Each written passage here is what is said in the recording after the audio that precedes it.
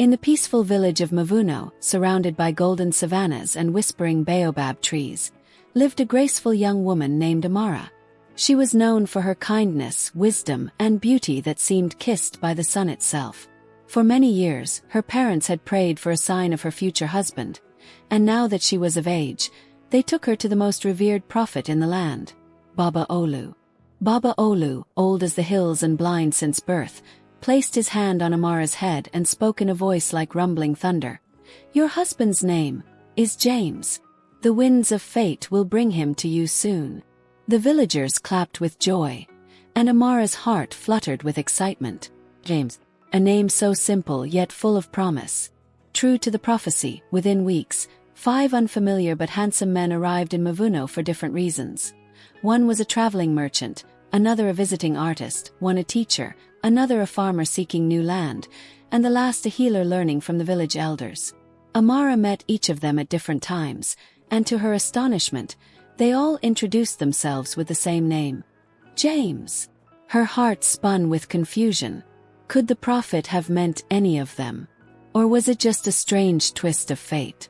James the artist had wild curls and eyes like stormy skies. He spoke of colors and dreams, of painting the unseen. He gifted Amara a portrait of her standing beneath a baobab tree, her smile brighter than the sun. They would sit by the river, where he sketched her laugh and traced poetry into the sand. But deep down, Amara wondered, was love enough if it only lived in imagination? James the merchant wore fine fabrics and carried stories from distant lands. He brought Amara spices from Zanzibar and bracelets from Ghana. With him she saw a world beyond Mavuno. Yet, she noticed his eyes flicked often to his coin pouch, and when he spoke of the future, he mentioned trade more than tenderness. Could riches ever replace love? James the healer had soft hands and a voice that calmed storms. He taught Amara about roots and leaves, about the spirit of the body. When her brother fell ill, he was the one who nursed him back with care. Amara admired his peace, but there was a stillness in him that sometimes felt like distance. He healed many, but could he open himself enough to love? James the teacher came with books and riddles.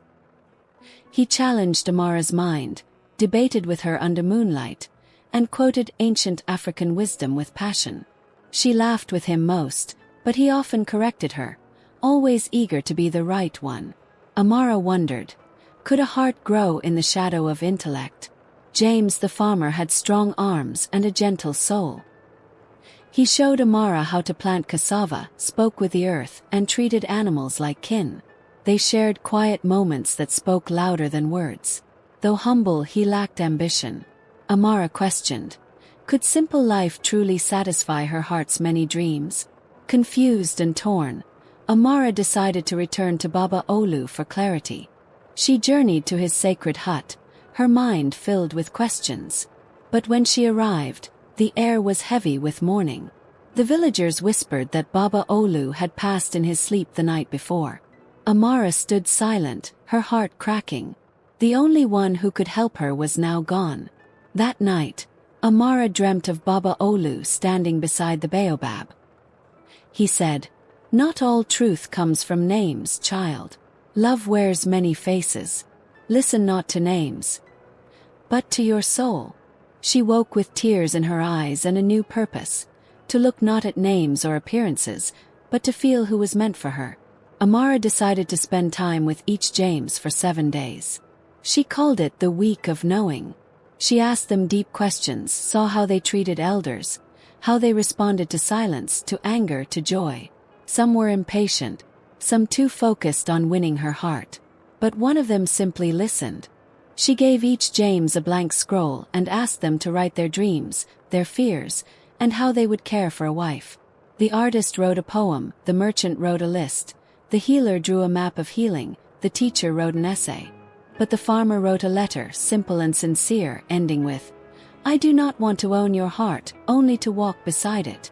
She spent an entire day with each man without speaking, only communicating through actions and presence. One grew restless, another left early, but the farmer stayed. They worked in the garden, shared fruit, and laughed without words. Amara felt seen, not for what she said but for what she was.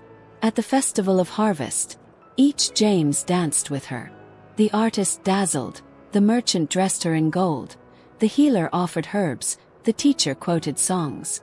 The farmer, he gave her a handmade basket filled with her favorite flowers and sat beside her grandmother to help shell groundnuts. Her heart stirred. She sought counsel from the village elders. She gave a proverb. One said, "The prettiest fruit may be bitter inside." Another, "A steady drum lasts longer than a loud one." Her grandmother took her hand and whispered, "The one who watches how you eat, how you rest, how you cry, that is your James." On a full moon night, Amara sat alone under the baobab tree. One by one, the James came to say their final words. All were kind, all had charm. But when the farmer came, he brought no words. He just offered her his hand and said, "Whatever your path, may I walk part of it." Her soul lit up with peace. Amara knew now. The James she sought was not just a name. It was a spirit, a rhythm her heart beat with. The farmer, James of the earth, was her destiny. She told the others with grace. Some were disappointed. Some wished her well. All understood. Their wedding was held beneath the baobab tree. The entire village came. Drums sang into the night, and elders wept with joy. Baba Olu's spirit was felt in the wind. As Amara and James the farmer danced, the moon seemed to smile above. Together they built a home by the river, where laughter grew like mango trees. They shared stories, planted dreams, and raised goats and children with joy. James never tried to be perfect, just present, and that was enough for Amara. Years later, Amara dreamt of Baba Olu again. He stood in the same place, now smiling. "You found him not through the name but the knowing," he said. She smiled in her sleep and whispered, "Thank you." Amara and James lived many seasons, through rains and suns, always growing, always loving. The villagers told their story to remind young hearts. Names can guide, but love is felt, not found. And so they lived happily ever after, heart to heart, hand in hand, under the watchful eyes of stars and stories. What lesson did you learn today? Tell us in the comments below. Also, if you enjoyed this story, please don't forget to like, share, and subscribe for more powerful story.